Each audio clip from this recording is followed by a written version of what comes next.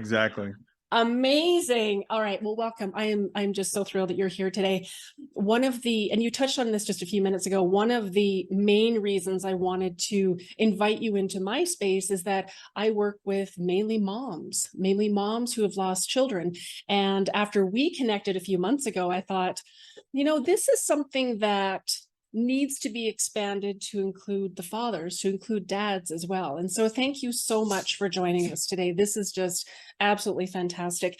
Would you share a little bit about your girl, about Shayna? Would you share her beauty with us? Oh, sure. I'd love to do that. Um, let's see. I guess I'll start at the beginning. Shayna was born in the year 2000, January 13th, 2000. It was kind of funny because the day she was born, the night she was born, I remember the nurses saying that you got your hands full with this one. I mean, even her birth was really interesting. It was supposed to be a normal delivery. My wife, she was induced. My wife was induced, and we started about 7 o'clock in the morning. They said probably by noon, Shayna will be born. Well, she wasn't born until about 11 that night. And her heart was decelerating and stuff. And I'm like thinking, just get her out. I don't care what you do a C-section, whatever you need to do. But the way that she cried in the nursery, the nurses are like, this child is just like really willful. She just a brilliant girl. We homeschooled both of our girls for like the first 8 years of their school careers. So we got to spend a lot of time together. And looking back on that now, I'm just really thrilled that we got to spend all that time because she was only 15 when she passed. Um, so I'm sorry, 1 second. Alexa, turn on Do Not Disturb. All right, so let me start. My wife just decided to come down and go outside. So Shayna was born, as I said, January 13th, 2000. She was just a force from the day she was born. We could tell.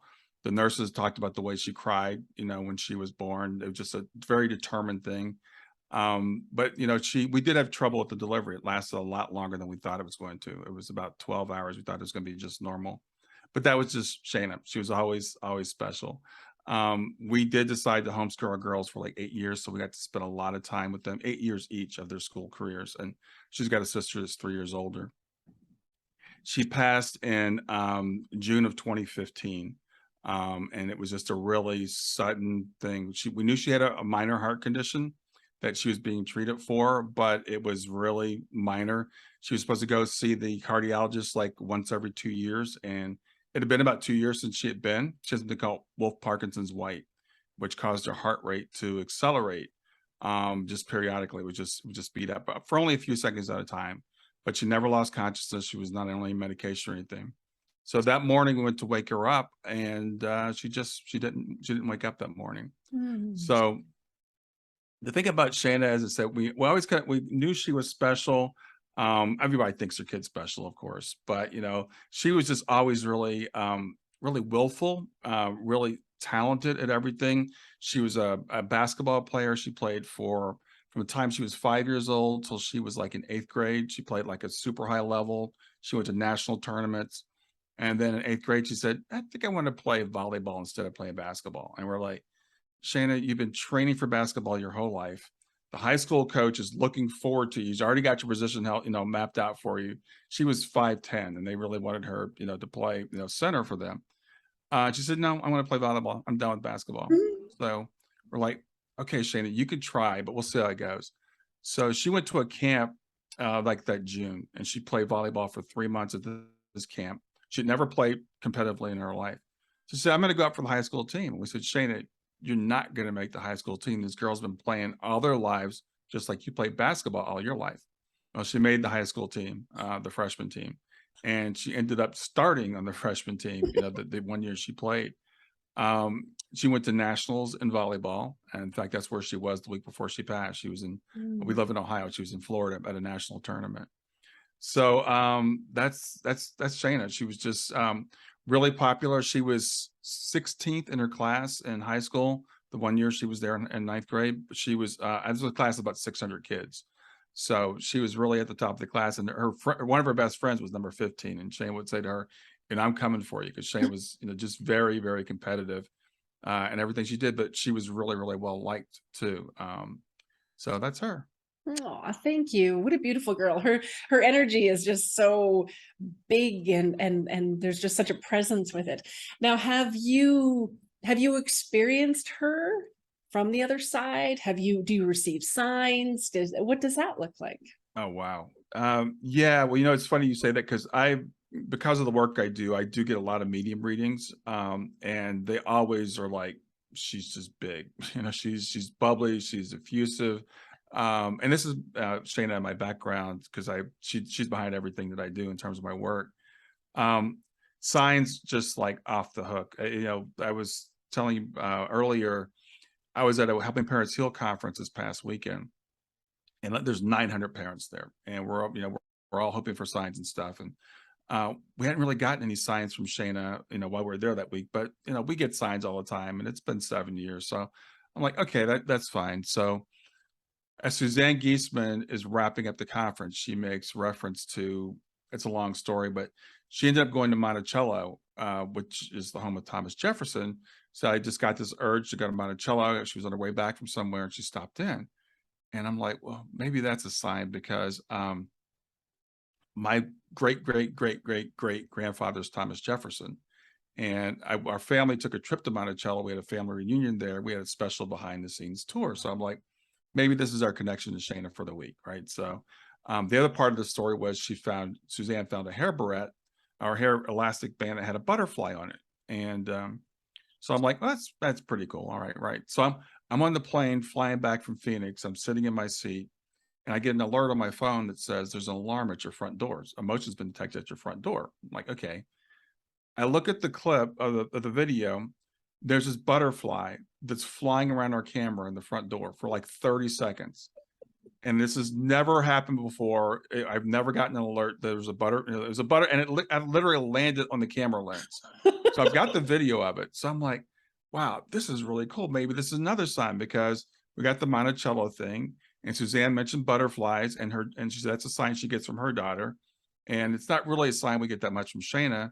So I'm like, that's really interesting. So I'm on the plane, I'm listening to music, and the music stopped streaming. I'm listening to Apple Music, so I'm just like burnt out from this conference for a week, and I don't really want to listen to podcasts or anything. So I'm listening to music, which I hardly ever do anymore. It stopped streaming. So I'm like, well, the plain Wi-Fi must not be working. So let me just go and look at downloaded music. I'll just listen to something that's already in my phone. Mhm. So I go through my downloaded music. I'm like, oh, that's interesting. There's a reading I had there from a woman named, I can say her name because I got permission, Stacy Lynn Cripps. And it was from last April 2021. I'm like, I'll just listen to that reading again, which I hardly ever listen to medium readings twice.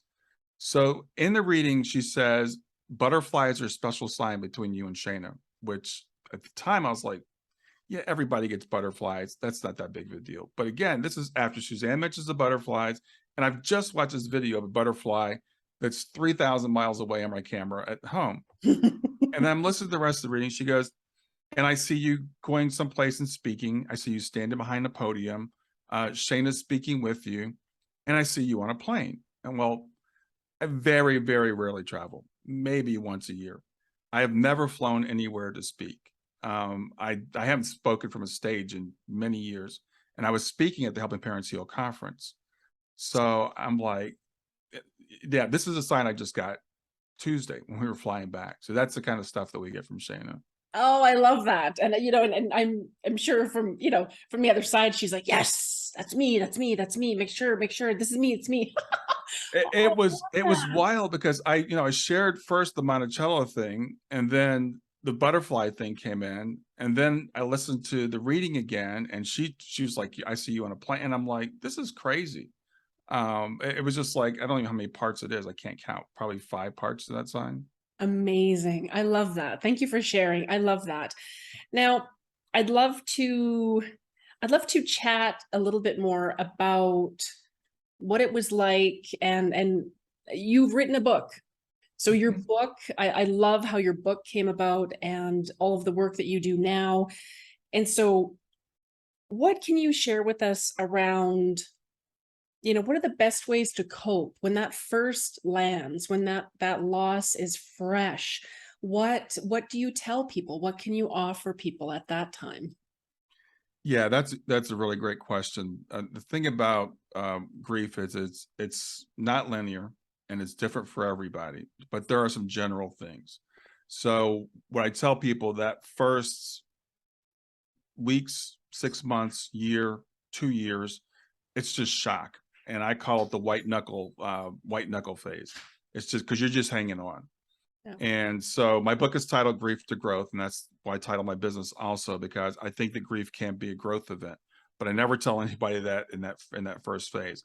It's just hanging on. It's just trying to figure out what's really going on. You know, is this real? Do I want to be here anymore if you're a parent? And almost universally, I've heard parents say, I didn't know if I wanted to be here anymore. I want to be, I want to be where my kid is. Is she okay?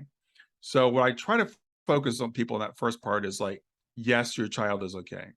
They did not cease to exist. Yes, they are okay. They are better than okay.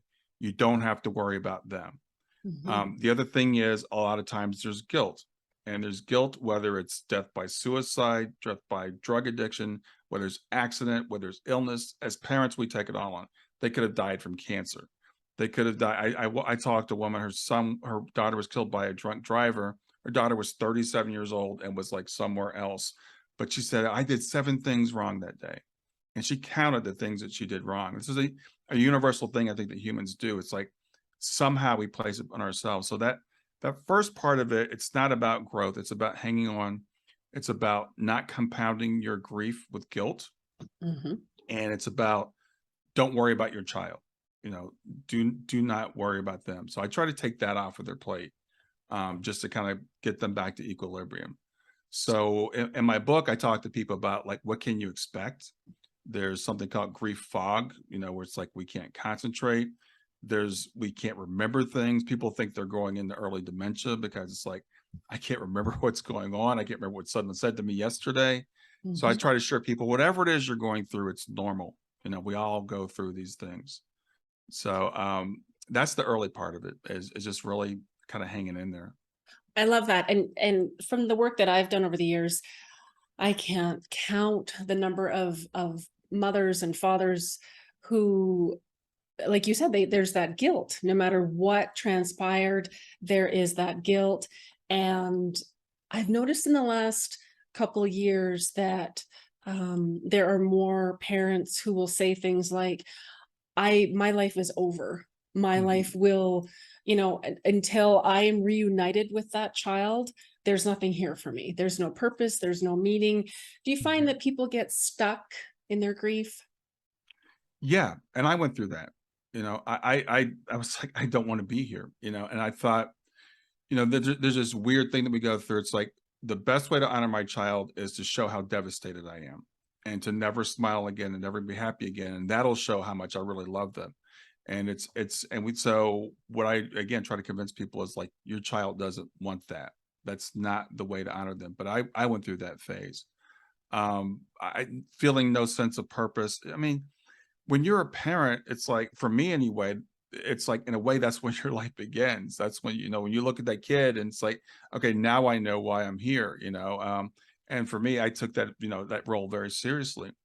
And, especially for people, if it's their only child, they may say, well, now that I'm no longer a mother, or now that I'm no longer a father, I have no reason to be here. So yeah, I do find that to be very, very common with people, because we get so wrapped up in that identity.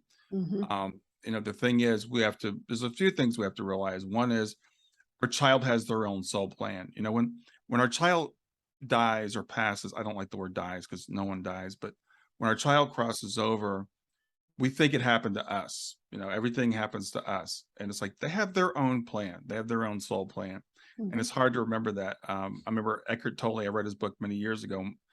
One of the things that stuck with me is he said, our children don't come from us, they come through us. Yes. We don't create our children. We don't own our children. We're fortunate to be given that responsibility for a certain period of time to nurture them and help them grow and to teach them, but we don't own their lives. So we all have our own soul plans. And I tell people, if you're here, there's a reason for you to be here. And that's the thing is, I got to find that reason again. I've got to find out what the reason is for me to still be here. The other thing that I think is really, really important, I know you feel, I think you feel this way from talking to me before, is our kids are still with us. I was giving my presentation helping parents heal this past week, and I always say I decided that I had to live for the sake of Kayla and and my wife Twana, because they're still here. And it took me years to realize I also have to live for the sake of Shayna, because she's still here with me and she still wants to be proud of me, and we still have work to do. And I believe we're on a mission together. So I live for her too. Oh, I love that, Brian. That is just so powerful. And I'll often say to, parents, when not at that first stage, when they've moved a little bit further on with their grief, we'll have a conversation around, is there a legacy that's left behind? Like, how would you Mhm. like to remember and honor your child's essence? Because it's still here, like you were saying, it's still very much here. And it was similar in the fact that after I lost Jack, there were a couple of years there where it was just a total fog. I was just in complete shock.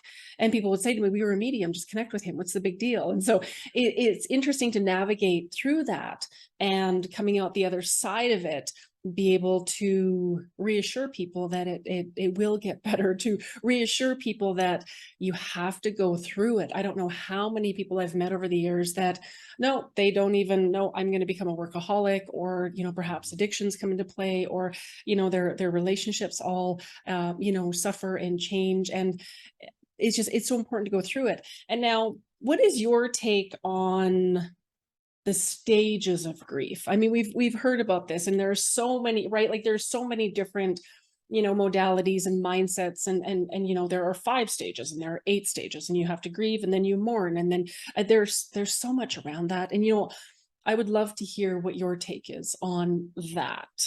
Yeah, that's a really great question too. And what's interesting is right now I'm actually going through a certification program with David Kessler, who worked with Elizabeth Kubler-Ross, who wrote the 5 Stages of Death and Dying, or 5 Stages of Dying, and then he adapted that to the 5 Stages of Grief. So I'm sitting there in the class, and the question always comes up, David, there aren't 5 stages of grief. What are you talking about? And I saw him. I actually introduced him at the conference this weekend, and I saw him speak, and that came up. So I like what he says now. It's like we adapted the stages of dying for the book, The 5 Stages of Grief, and he's actually a 6th day now. He calls meaning. He says, but they're not linear. They're not rules. There's no way. So, and you might bounce from one phase to another. So I think stage is not the right word. Um, Grief is messy, and I wish I could remember who to say it is to give them credit. But I heard someone say grief isn't an emotion; it's a container for emotions. So we can be angry, we can be sad, we can be fearful, we can be numb, we might get to the point sometimes where we feel like we don't really care. All these things are normal, and we bounce around. Shock is a thing that we go through. And then we come to acceptance, but acceptance isn't like, oh, I've accepted it. We accept over and over again, because we accept it, and then we're mad again, right? And we accept it, and we accept in stages, all these little mini acceptances, we have to accept. So it's not like any of these stages are final, including the stage of acceptance. I think that for me, it's been 7 years. I expect I'll be bouncing around between these stages for the rest of my life. There's still days I wake up and I'm like, this sucks. I don't want this. But most of the time, I'm pretty good with it, and I know how to get.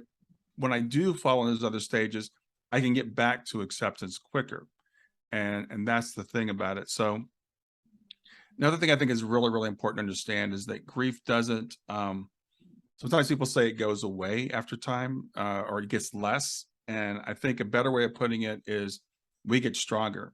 So we actually get bigger to contain the grief. So it seems lighter because we can handle it better, but it's not because the grief got any lighter. It still sucks just as bad, but we've learned how to handle it better. And so we learn techniques when things come up that throw us off, when triggers hit us. How do we get back to where we need to be? So it's a constant cycle in and out. I love that. And one of the things I found for myself personally, one of the sticking points for me was I was so angry. I was so angry, but I kept bottling it up and thought, no, it's just a stage. It's just a stage. And they would ping pong back and forth. And I Yeah. found that, it would connect to other losses that I had. And it was just, sometimes it felt like a tsunami. And you're right, it's like this container. And over time, it's like I'm able to cope with it better. And I was so angry. And there was a medium that I worked with, and she said, get angry. It's okay to be angry. And then I allowed myself to go into that space for about, I don't know, probably 3 or 4 weeks. I was angry at everyone. I was angry at me. I was angry at God. I was angry at the doctors. And then I was angry at Jack. And I couldn't even look at him for a day. And then I was like, I'm sorry. And it was just, oh my gosh. And one of the things that I always like to tell people is that there is no guidebook for grief. There is Mhm. no one size fits all. Whatever you are going through and experiencing, that you just have to give it the dignity to let it be whatever it needs to be, and just experience it the way that it's going to show up. Right.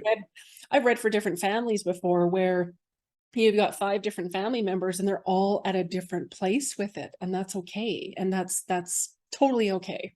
Yeah, absolutely.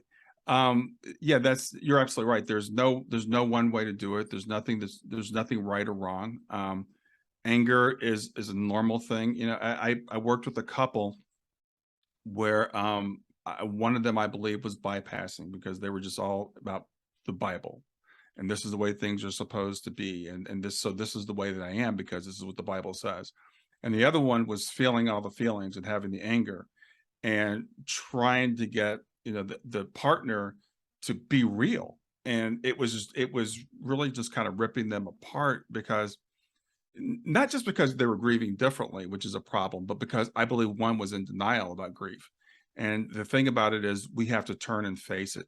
We can, you said, we can become a workaholic. We can go to drugs. We can avoid. I know some people that, like, I don't want to speak my child's name. I don't want to see pictures of them. That, I mean, I say there's no wrong way to do it, but that's not doing it. And the only wrong way to do grief is to not do it, to try to just stuff it, because it will not be denied, and it will just follow you. And my grandmother passed away. I was like 21 years old. I was 24, 25 when it just really hit me. I mean, 3 years later. But I interviewed a woman for my program. I think it was 15 years for her after her son passed before she was able to feel all the feelings. So I tell people, if you want to get angry, get angry. Maybe put a limit on it, right? We're not going to do this for the rest of our lives. But say I'm going to be if you're I'm feeling angry right now, I'm going to feel the anger. I'm just going to sit down and be angry for 15 minutes, 20 minutes, an hour, whatever it is.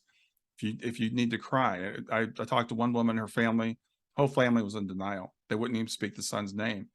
And she said, I feel like if I start crying, I'll never stop. I said, I guarantee you'll stop. I said, but take a time, get the box of pictures that you have out, sit down at the kitchen table and say, I'm going to look at this picture for an hour. And just set that time aside, because we have to face it. It's just, otherwise it's going to eat us up. It's true. And I found, after I lost my son, I found that it sort of seeped into every area of my life. Like it Mhm. was, it was just, it was, looking back, of course, we can look back and sort of see it a little more clearly. When we're in the midst of it, it's just sort of like, as you mentioned, there's this fog, and it can be overwhelming, and we're kind of all over the place. I find that, with a lot of the work that I do, and you probably understand this as well, is just people step into that sacred space with it. That Mhm. it's an invitation to step in and just experience it and just start to be with it. And you mentioned, some people, they don't want to start crying, or they don't want to go there because they don't think they'll be able to handle it. And I've heard people say before, well, if I completely heal, that means I forget that child, or I forget Yeah. that loved one. And it's like, no, no, no, no, no, no. Like that, there was somebody that had said, it was a little while ago, someone said to me, well, if I stop saying my child's name, it means that they don't exist anymore. So I have to say it a certain number of times a day. And I said, really? So, Yeah. you were saying, there isn't a right way or a wrong way, but it's just, I think it's just such a personal thing, and to really tune into what feels good for you at that time. And that Yeah. that changes. It could change 5 times in a day. It could change 5 times in an hour. Yeah, yeah, absolutely. Well, there's a lot of things we have, as you said, if I heal, that means I didn't really love them that much. I've heard some people say that the amount of grief is proportional to the amount of love, which is maybe true in a sense, but it doesn't mean you have to mourn in that way, that you have to wear sackcloth and ashes for the rest of your life. The first time that you laugh or, and you catch yourself laughing, you might feel guilty. When the first time I remember I hadn't cried for a day, I'm like, what's going on here? Why am I not crying anymore? um the thing about keeping them alive in our memory, that's a really, really cool thought, but it's not only in our memory. I think it was the movie Coco that had that. It's like when people stop saying your name, that's when you truly cease to exist. And we say these trite things like, well, they're alive in your heart. And again, I was at this conference this weekend. I love what some of the presenters says, like, they're not just alive in your heart. You, even if you forget them and never say their name again, you're not killing them. They're still alive.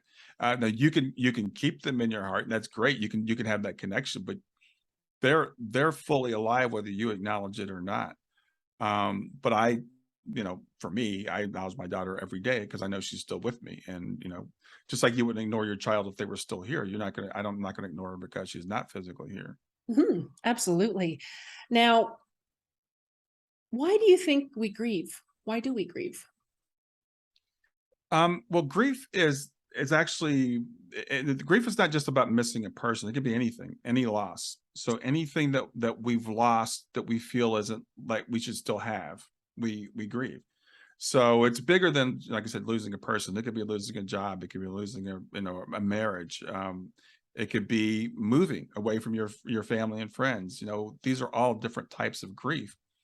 The reason why we grieve people, though, and this is really interesting because the DSM, the latest DSM, the psychiatric diagnostic journal, came out and identified a disorder called prolonged grief disorder.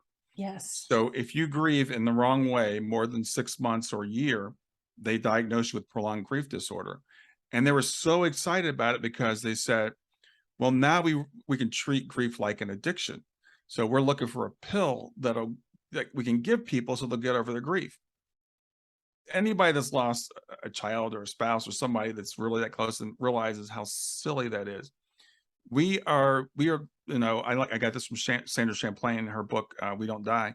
We are literally addicted to that person that we love. It's Mhm, an addiction. mhm. And this is not a bad addiction. We're meant to have these bonds.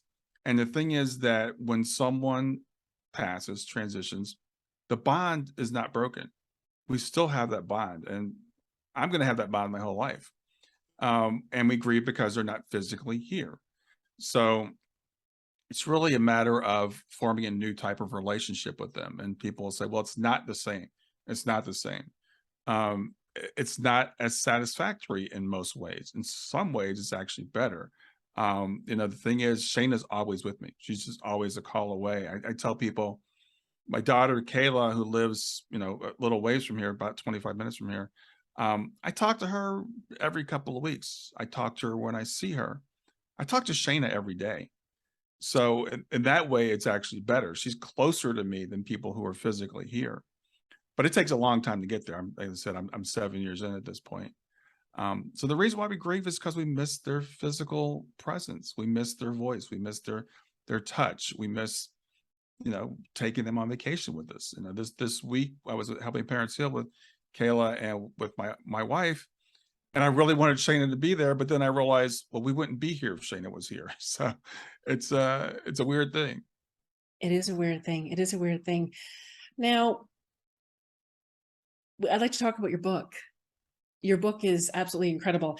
And now everyone can find it on Amazon.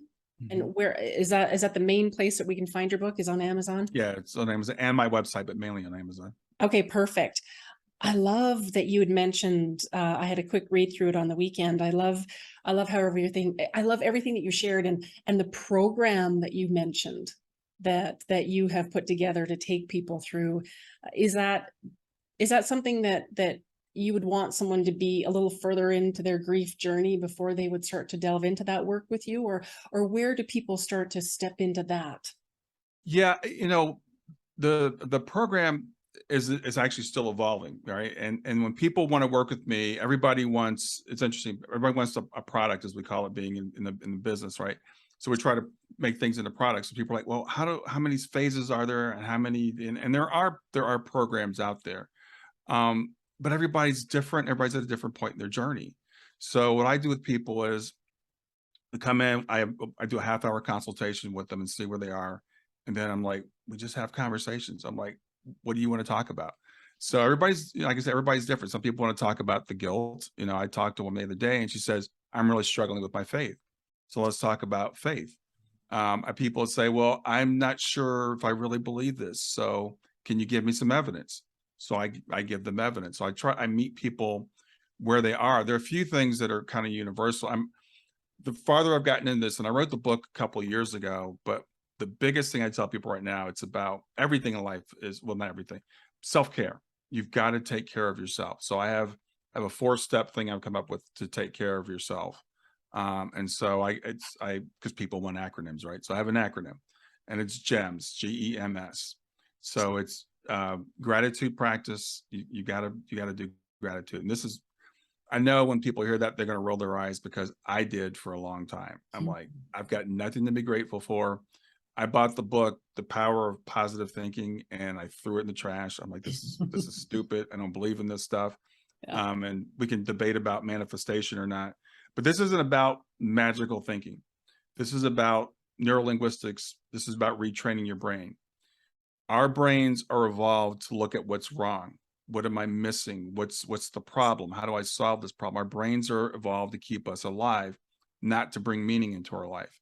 So we have to retrain our brains. And one of the ways we do that is through gratitude. And so what it is, I can look at what I'm missing in my life, and I can do that all day long. There's always going to be something missing, but I never focus on what I have in my life. So the practice is, I tell people, start simple. When you wake up in the morning, think of 3 things you're grateful for. And for me, it's like, I have a warm bed, I got a warm shower to get into. I'm having dinner with friends tonight. These don't have to be big things. There's always something in your life to be grateful for. So when you do that, you're again retraining your brain to look for what's right in your life versus what's wrong. So that's the start. Exercise is the second thing. And I tell people, whatever works for you, however it works for you. For me, it's walking. I walk 6 miles every morning before I start my day. I do that for a couple of reasons. One, it's good for my body, and it's important to take care of your body. But more importantly, it's good for my brain. It's good for my mind. Just getting out in nature. So for people, I'm like, 10 minutes after dinner, walk. Whatever works for you. I interviewed a woman. She's like, all my friends said do yoga. She's like, I hated yoga.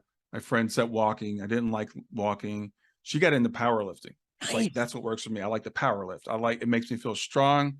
I like the reps. I can kind of get lost in that. I like the way it changes my body. So I'm like, yeah, that's what works for you. And then mindfulness or meditation. I think it's really important that we learn to still our mind, learn to not, and that's the thing, we can't really quiet our mind, but to slow it down, to understand our thoughts are not us, to start to learn to control our thoughts a little bit, to know what's what I call a saboteur thought versus what's a sage thought.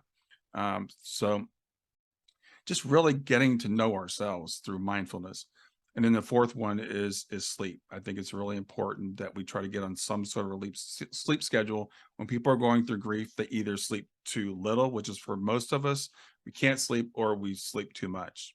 So I give people some techniques like, turn off your devices an hour before you go to bed at the same time every night, you know, um, stuff like that. So those are the 4 things that everybody can do all the time. They're especially important when you're in grief. So that's kind of where I start people out, for everybody. And then I said, then we talk, and it's like, okay, what is it that you need? Is it your faith? Are you dealing with guilt? Is it really knowing that your loved one is still there? Is it learning how to connect with them? Because people want to know, how do I connect with them? Are they still really there? How do I recognize the signs? What are signs? Was that a sign? Yeah. All those things. So just like I said, meeting people where they are. The book was really, I've been doing so much work with this, and I learned so much over the first, I guess I wrote about 3 years ago. So I guess 4 years. I'm like, and I like to write. So I'm like, let me just put everything I know just in one place. You know, I do a blog, and I was like, let me take a lot of my blog posts, let me put those in there. Let me give people some tools and techniques. I wanted to keep it really short. It's like you can read it in less than a couple of hours. I did an audio version because I know when people are in grief, they can't read. So there's an audio version if you want to just listen to the audio. So just a kind of a primer, just to what to expect. I love that. Thank you. That is beautiful. And those we'll put those in the show notes, the steps. And you touched on gratitude. There are so many people that they've said to me, and I'm a huge proponent to gratitude. It's just there, you can always find something to be grateful for, right? Like a Hmm. warm bed. There was, early on in my grief, I thought wasn't thankful for anything. And of course that fed my mind. My mind just went into, well, yeah, look at this is wrong, and this is wrong, and everything is horrible. And it's like my whole life was painted in this shade of black, and it was just, all consuming. And so the gratitude practice, and, from an energetic perspective, I love to explain to people that gratitude raises your vibration. And as we can raise your vibration, that's when we can become a little bit more aware of the spirit world, because those energies are subtle. And so Hmm. just working at it from the gratitude perspective, I think is so powerful for people. And I think the other piece to that too is that once we start, and at first we hate it, I hated it too. I'm like, there's nothing to be grateful for. I hate it. I just want to go to sleep and not wake up. I would just want to be with Jack. And I hate this whole place. I hate everybody here. I hated everything. And Yeah. right. And then when I started to work through the gratitude, I was like, okay, fine. I'm going to give myself 30 days. I'm going to go all in. I called it my power hour. So the first hour I was up, and, I'd say day 7, it was like, okay, I started to see more things to be grateful for. And I started to, and I share this in my work as well as, I didn't wear mascara for that first year because I never knew when I was going to start crying. And Hmm. then there was one day when I went for my walk and I sat there with my coffee and I sort of looked around and I would talk to Jack, and I thought, oh, I haven't cried today. What's wrong? Like I went into Yeah. this, oh my gosh, what's wrong? I haven't cried today. So it's just, I love the work that you do because it's so important for people to find somewhere to go where they feel like they belong. So you have the book, and we have the Helping Parents Heal, and you have the podcast. What is the title Mhm. of your podcast for It's everyone? grief to growth, grief, the Yes. number two growth. Hmm. And they can find it everywhere, Spotify, Yeah, it's iTunes. everywhere. Yeah. Yeah. Beautiful. And now, how would people get in touch with you if they wanted to reach out? The way to get in touch with me is my website, which is grief2growth.com, grief the number 2growth.com. So, I tell people, just I do a free half-hour consultation. Most people don't want to start with that. They're like, let's just start, dip our toe in the water. So you can listen to the podcast, you can get the book. I do have a blog. I started this whole journey. It's really weird. The day after Shayna passed away, I just had this notion. It's like, you've got to start a blog for Shayna. So I started a blog, and it was shaynalane.com. And now it's moved into my grief to growth. So you can find my blog there. I blogged pretty much daily for the first probably 1,000 days or maybe more. I don't know how many entries there are there now. So I just, my thoughts. So if you want to go see what I was thinking early on, if that's what interests you, you can do that. So yeah, that's where people can find me if they want to know more.